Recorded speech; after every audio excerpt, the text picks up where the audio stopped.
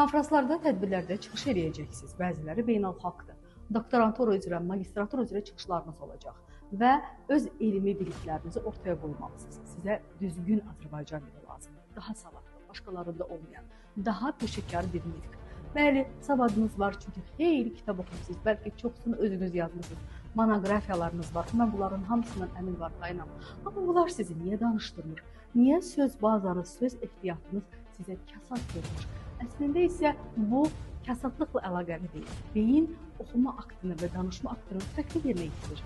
Əgər siz daim oxuyursunuzsa, bu demək deyil ki, siz yaxşı da danışacaqsınız. Çünki beyin aktları müxtəlifdir. Məsələn, bu bilirsiniz nəyə bənzəyir? Mən ancaq içirəm və doyacağımı gözləyirəm.